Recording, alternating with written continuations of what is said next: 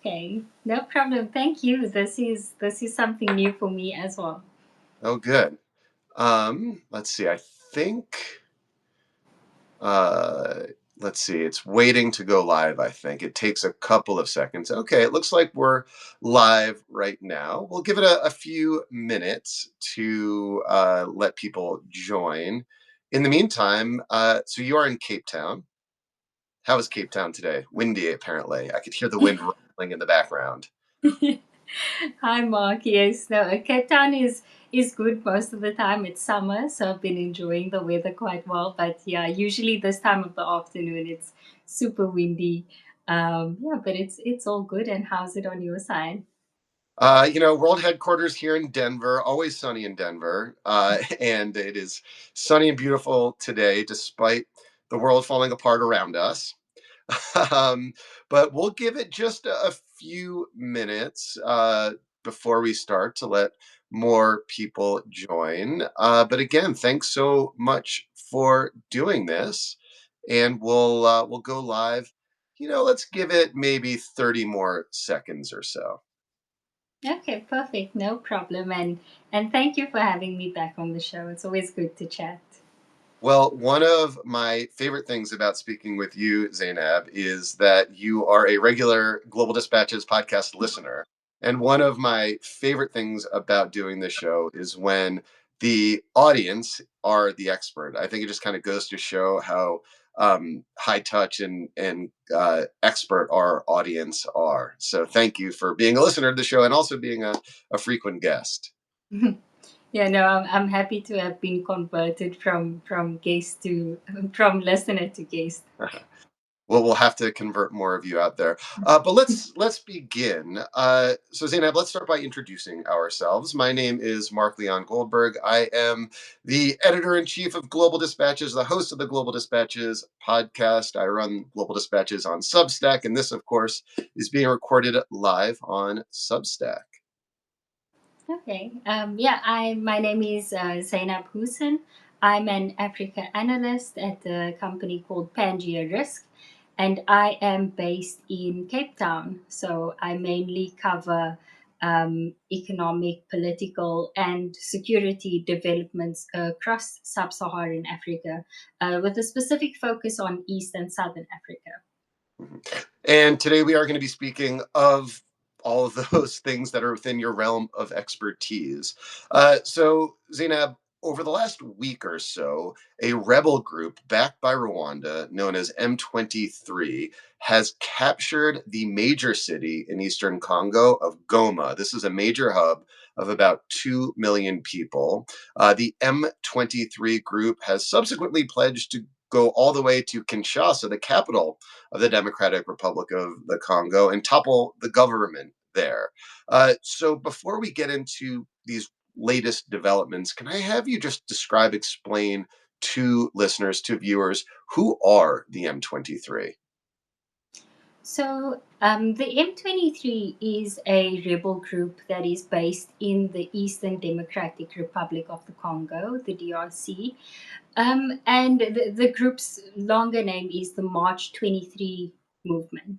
So, the M23 is a largely ethnic Tutsi group, and they, as you mentioned, have the backing of Rwanda, or should I say, the alleged backing of Rwanda, as Rwanda continues to deny its involvement in the rebellion.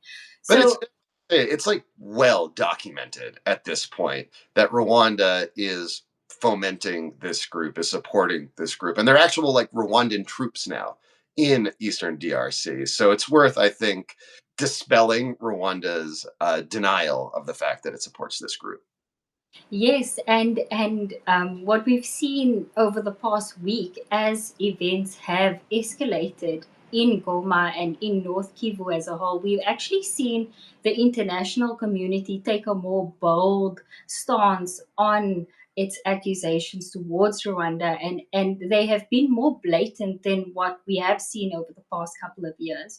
So, coming back to the M23 itself, in terms of its domestic demands, it is a group that has been lobbying for the integration of its forces into the Congolese army. This is something that was agreed upon over a decade ago with the previous Congolese government, but it was not fulfilled as it was initially pledged in the peace agreement. Now, what the M23 have been doing is that they have been using this clause as a means to continuously um, launch attacks in North Kivu and continuously advance the military interests. And what Rwanda has been able to do is Rwanda has been able to also join in on this, and it provides the group with financial, military, and logistic support. And of course, with Rwanda's proximity to North Kivu and its proximity to Goma as well, this has allowed Rwanda to send troops over the border as reinforcement for the M23, and also contributed to the escalation and the violence that we have recently seen. So, what do you suspect the true strategic aims are of both Rwanda and the M23 right now? Um, the area that is under the control of the M23 is mineral rich, and it's rich in the very types of minerals that are most highly in demand in the world today. Those minerals that fuel our smartphones, the energy transition that are helpful in batteries for electric cars.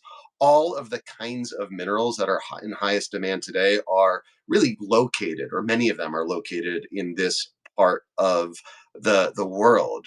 Do you is it reasonable to assume that Rwanda is backing this group as simply a way to expand its own wealth and control access to these mines? Yes, and I would say that this isn't something that is unique to this time. Now, the Congo, and specifically the eastern part of the Democratic Republic of the Congo, has a long history of being looted by rebel groups and also foreign forces. Now, we must remember that the Congo experienced two wars in recent decades, the first Congo War and the second Congo War. And both of these saw the involvement of both rebel groups and foreign intervention. And with this foreign intervention came the looting of these minerals. So there are a number of smuggling routes that rebels and regional peers are able to exploit, specifically for critical minerals that are in demand. And I will particularly mention the three TGs. So that's tungsten and tantalum and gold. So those are really important inputs in all electronic devices. So not only the devices that are or the technology that is important for the green energy transition, but for electronics as a whole. So with our world becoming more digitized and more reliant on technology, the demand for these minerals will only grow. And these foreign entities like Rwanda and others have essentially seen an opportunity to expand the footprint in this area, which would then allow rebel groups to continue to supply them with the minerals that are then exported and used in our technologies. Now, for us in the rest of the world, because of the precarious situation that these minerals are mined in, it's difficult to trace exactly where they come from. So it's difficult to say whether they actually come from Rwanda or Uganda, or whether they've actually been smuggled out of the Eastern DRC. And this is the way that it has been for several decades. Yeah, I remember reading a UN report a few years ago on the issues that you just described. And the report identified Rwanda as a major global exporter of coltan. But there's no coltan in Rwanda. It's all over the border in the eastern DRC, suggesting again that somehow they're smuggling or capturing these mines, and Rwanda is exploiting the insecurity and instability across its border in order to take the minerals and sell them for its own profit. Mm. And what I've also come across recently is that there are reports that suggest that it's actually Rwandan private companies that are also involved in this mix. So it is difficult. It's purposely made difficult with several layers. It's hard for us to actually identify and say explicitly it is the Rwandan government, for example, because it may not be the Rwandan government itself, but all the entities under it is what actually enables this looting machine that we are seeing in the Congo. So the situation, as you've just described it, was essentially like the status quo for many, many years. Yet in recent weeks, we've seen this really sharp escalation of conflict and of violence in the eastern DRC with that M23 advance and seizure of Goma, again, a major city in the region, and the M23's attempts to expand elsewhere in the eastern DRC. Why now do you suspect that we are seeing this major escalation?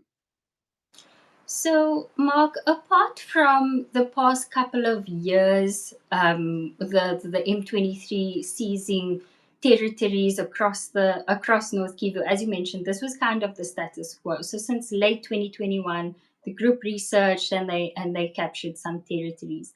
But now, in recent weeks, we've seen the group actually close in on Goma and capture strategic mining towns. Now, that falls under the point that we were making earlier about mineral exploitation in this area.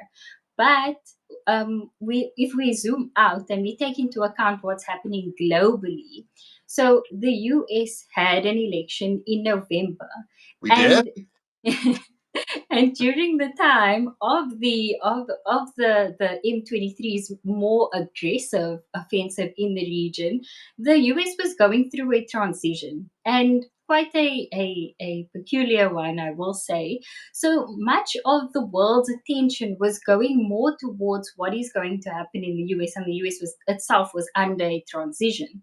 So what I think happened was that Rwanda and the M23 realized that there is perhaps a gap, or there's a window of opportunity to act in North Kivu with limited international scrutiny. Because yes, there are statements, and yes, there are diplomatic efforts to bring peace and to bring mediation, but there is still the sense of that the rest of the world is distracted, Mhm. and I think this was quite calculated from Rwanda.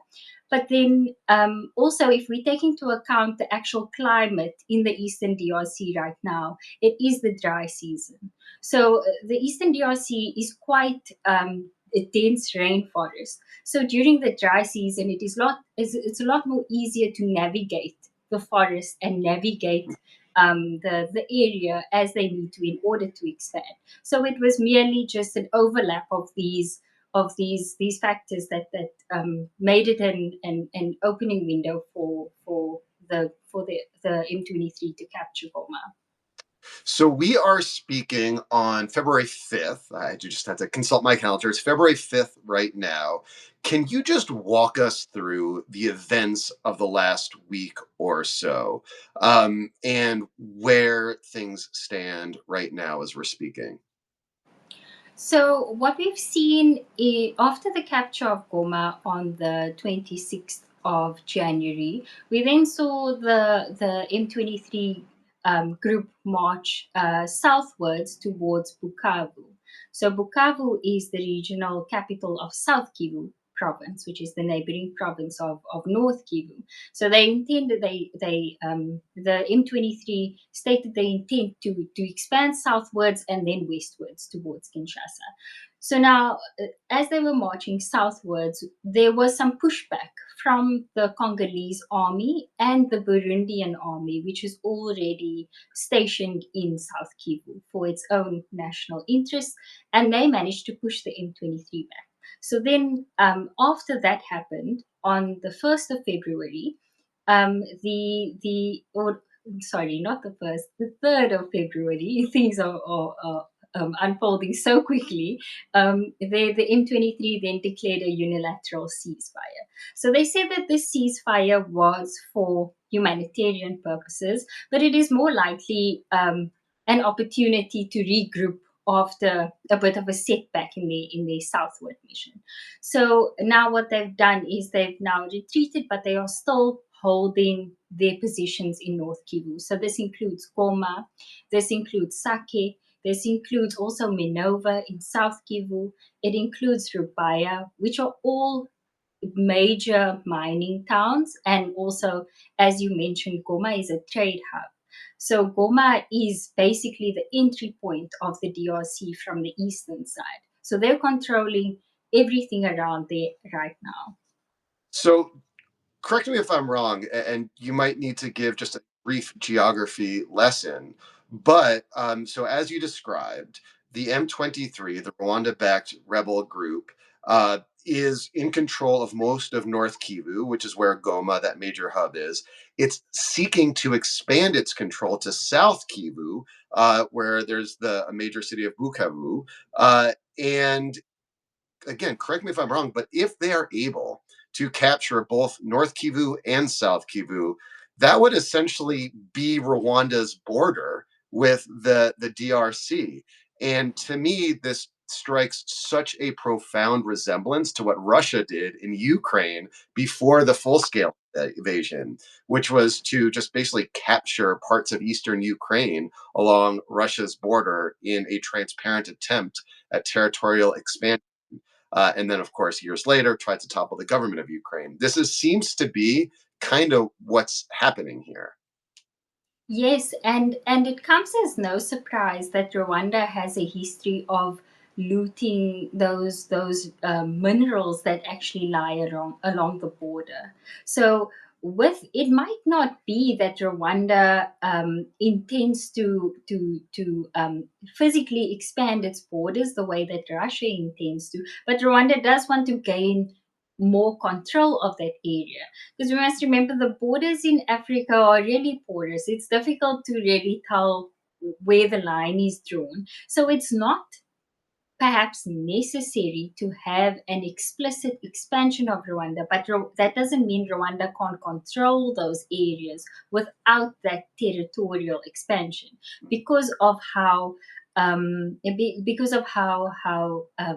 region is actually um, it's been embedded in conflict for so long that the Congolese government doesn't really have control of the area anyway, Hmm. if you get what I'm trying to say. Yeah, So it might not even be necessary to physically move its border westwards into the Congo, because it can still do that with the area technically being Congo, but Rwanda is able to continue to loot as it has been yeah. for It the doesn't past need to decade. annex the eastern DRC in order to exploit its wealth.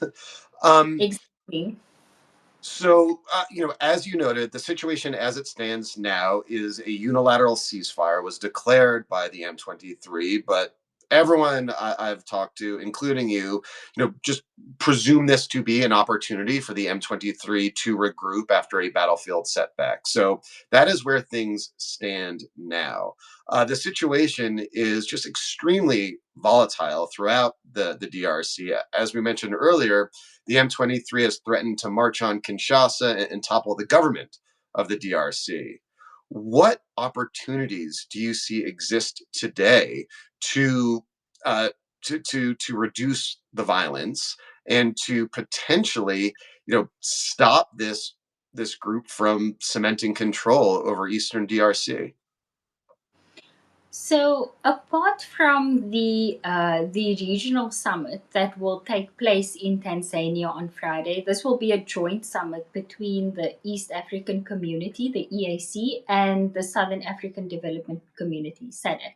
So, apart from the regional efforts, what I really think would really push Rwanda to calm its support for the M23 and the M23's offensive is Western international calls for a ceasefire, for a genuine ceasefire, and for a genuine withdrawal from North Kivu. So, at the moment, as it stands, I think that there's limited scope for a full drawdown of Rwandan troops from the eastern DRC, and this is mainly also because Uganda has troops stationed there, and so does Burundi, as I mentioned earlier. And all of these countries, they have their own tensions towards each other, and it's a climate of distrust. So I am in doubt that Rwanda will be willing to quickly withdraw, but I do think that international pressure is what will eventually result in the M23 withdrawing from Goma, because we did see when the M23 has actually captured Goma before, and the last time what actually got the M23 to withdraw was calls from the international community. And given Kagame, the president of Rwanda. Sorry, I should give Mhm. the title of who I'm talking about. But given the Rwandan president's dominant military position in the region, it is unlikely that any of these regional peers will convince him to do anything other than what he wants to do. So, really, you are saying it is Western pressure that on Rwanda that will make the difference in this situation. But I just have to wonder who will lead this kind of Western pressure campaign. I mean, earlier you said that one of the reasons that this conflict erupted when it did was because Rwanda and the M23, noted that there was a profound lack of international um, uh, attention to this crisis because of our own political calamities happening here in the United States. And under normal circumstances, this would be a situation in which the United States leads on the Western powers to confront Rwanda. The United States and Rwanda have deep ties. A lot of Western countries in Rwanda have deep ties. Rwanda has been a recipient of a lot of American foreign aid over the years and has friendly relations with the US government, or at least it did have. But now we have this really kind of unprecedented withdrawal by the United States from any sort of like pretension that it's like an international leader on these sorts of things. So, like, where does that leave the situation? I think if it can't be the US right now, given the position that the US has taken on international diplomacy in general, I would say it would be France and the UK. Rwanda has quite close ties with both of these countries at the moment, and I do believe that they are in a stronger position to put pressure on Rwanda, but the political will needs to be there in order to do this. And given that Rwanda is considered to be a stable power in the Great Lakes region where it is embedded in turmoil, these governments often have to weigh out their options. And then we also know that Rwanda is fighting insurgents in Mozambique, and the French company Total Energies is actually relying on Rwanda in this region. So then it puts the French government in a difficult position with, can it reprimand what Rwanda is doing in the eastern DRC, but then still continue to rely on it to fight insurgent groups in northern Mozambique? Hmm. So it's uncertain where it is going. But I do think still that that is the only way, because also if we think of other major regional players, like for example South Africa isn't really in a position to put pressure on Rwanda right now, and we also saw that South Africa, along with other international troops that were stationed in North Kivu, they actually were overrun quite easily, for the M23 to capture Goma. So we're not A number of necessarily. South African troops were killed, correct? Yes, 14 of them, likely more. We don't know. We'll have to see, because it's like each day, the death toll in Goma and the surrounding areas actually goes up. So we aren't in a position to threaten Rwanda or the M23 militarily, and how easy it captured Goma just demonstrates that. So it's unfortunately can't be us. It will have to be a bigger global power. But as I mentioned, there needs to be political will for it, and there needs to be a sense that these Western governments will take a more humanitarian stance, rather than trying to protect their own interest when it comes to access to critical minerals. And Uh, yeah.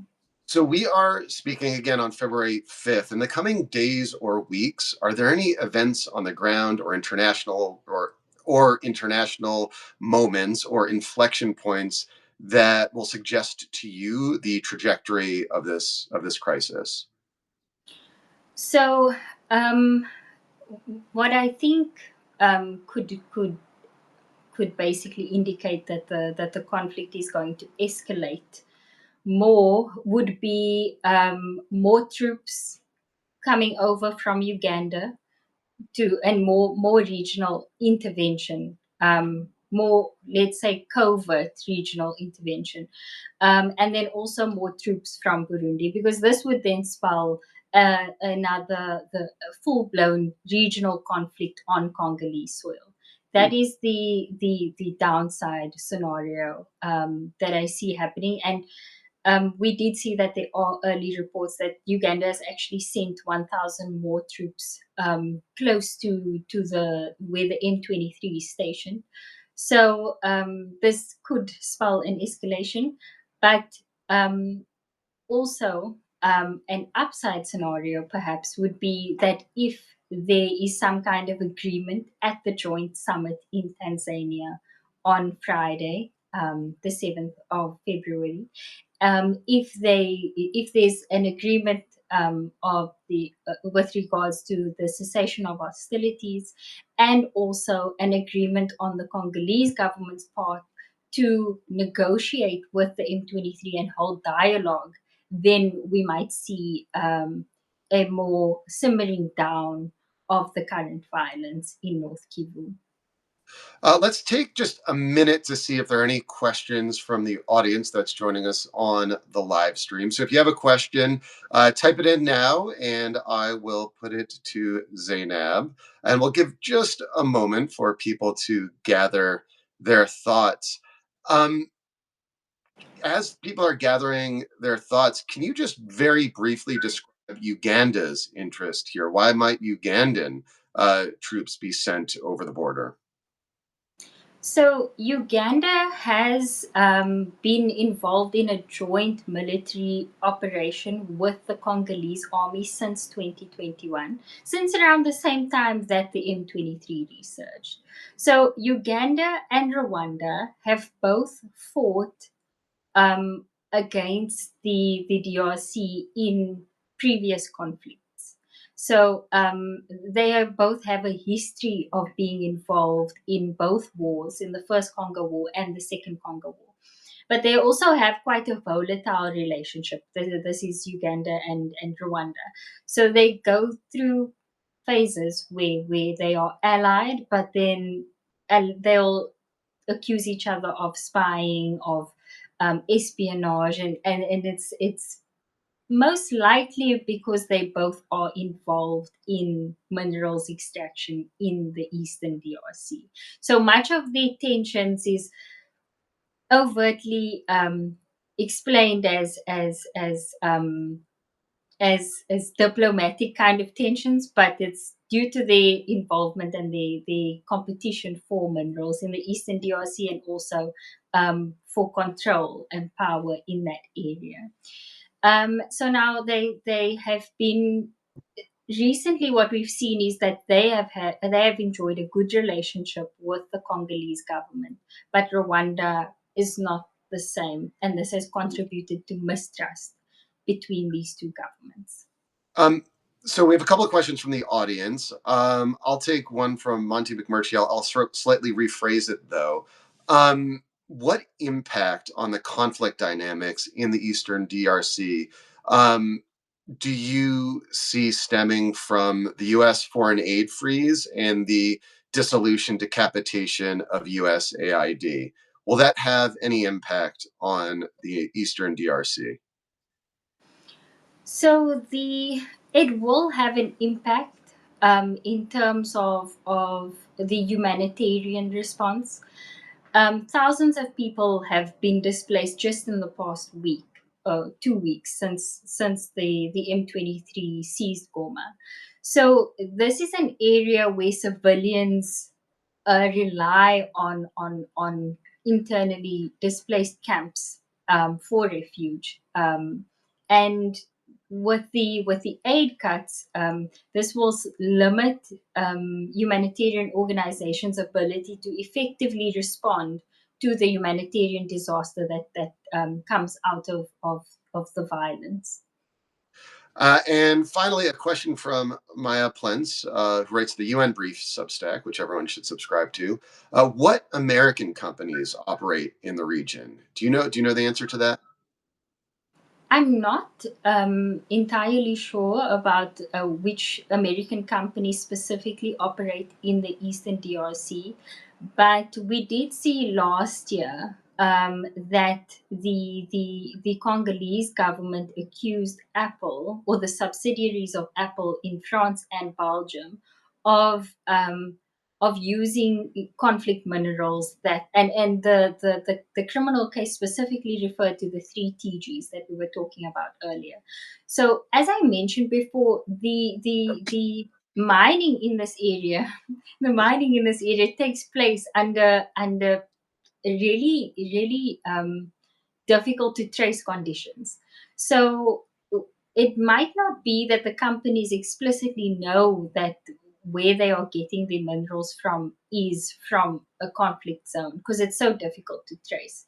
So, in a short answer, I can't explicitly say which companies, but there are companies, global companies, whose supply chains are accused of being involved in the conflict indirectly. Well, Zainab, we'll have to leave it there. Thank you, as always, for speaking with me. I learned a lot. Thank you. Thank you so much for having me back on the show, Mark. It's always a pleasure to talk. And for those of you watching the live stream, if you like this kind of format, I'm still kind of new at this.